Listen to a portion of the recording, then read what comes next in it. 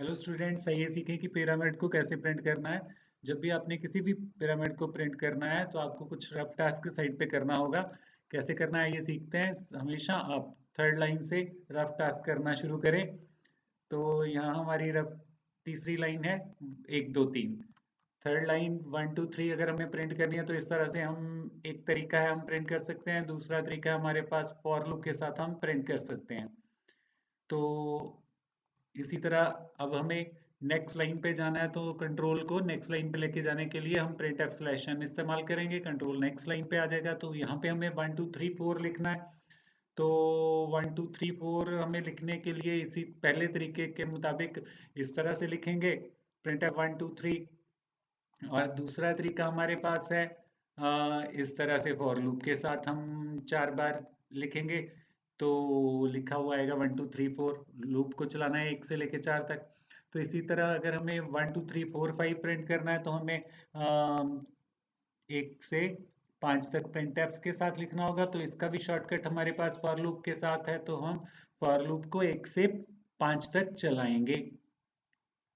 तो यहाँ पे फॉर लूप के तरीके से अगर हम यूज करें तो प्रिंटफ वाला तरीका छोड़ते हुए, तो यहाँ पे ये तरीका हमें 1 2 3 1 2 3 4 5 अलग अलग लाइन पे दिखाएगा। तो इस तरह अगर हमने ज़्यादा लाइंस प्रिंट करनी है तो हमें बहुत ज़्यादा फॉर लूप इस्तेमाल करने होंगे, जो कि एक कम्बसम टास्क हो जाएगा, थोड़ा टिपिकल टास्क हो जाएगा।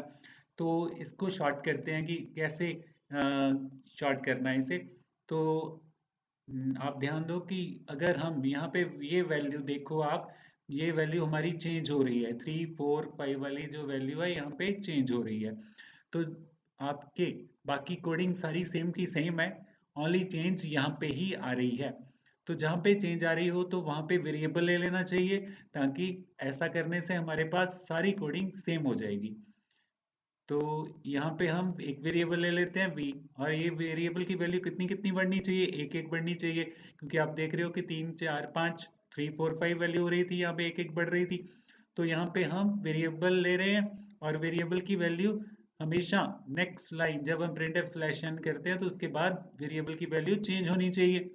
तो यहाँ पे हम वेरिएबल की वैल्यू चेंज करेंगे स्लैश एन के बाद, यहाँ पे भी और यहाँ पे भी। और यहाँ पे इस तरीके से अब आप देखो तो हमारे पास 3 सेट ऑफ कोड्स आ गए हैं। तो तीनों कोड्स जो ग्रुप के हैं हमारे पास, हमने अलग अलग कलर में थोड़ा सा हाईलाइट किया है ताकि आपको ग्रुप अलग से नजर आए। तो तीनों ग्रुप की कोडिंग सेम है, कुछ भी डिफरेंस नहीं है इनमें। तो अगर हमारे पास एक से ज्यादा ग्रुप हैं और सेम टू सेम है और हमें बार बार लिखने पड़ रहे हैं, तो बेटर है कि उन्हें एक बार लिखा जाए।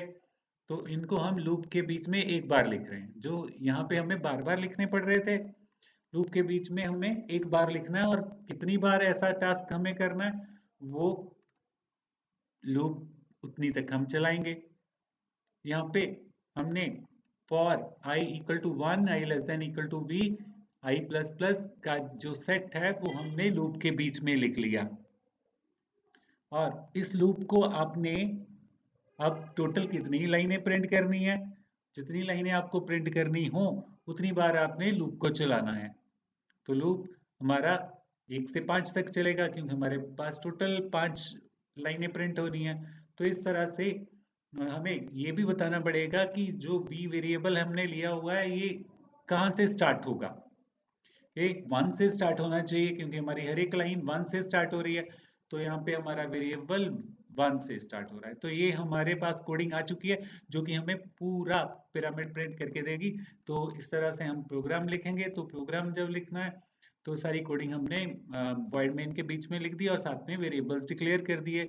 जे आई वी हमने 3 वेरिएबल्स लिए हुए हैं, तो इन वेरिएबल्स को हमें डिक्लेयर करने के बाद ये हमारी कोडिंग लिख ली और ये प्रोग्राम हमारा पिरामिड प्रिंट कर देगा। तो आज हमने सीखा पिरामिड प्रिंट करना आसान तरीके से। इसी तरह की और भी हम प्रॉब्लम करेंगे, ताकि आपको ये तरीका अगर इस सेशन में अच्छी तरह से नहीं पता चला तो आपको नेक्स्ट सेशन में अच्छी तरह से पता चले, क्योंकि आपको ऐसी 3 4 प्रॉब्लम्स करने से ये तरीका अच्छे से क्लियर हो जाएगा। सो इस तरीके को अच्छे से देखें और समझें। तो आज सेशन यहीं पे खत्म करते हुए थैंक यू।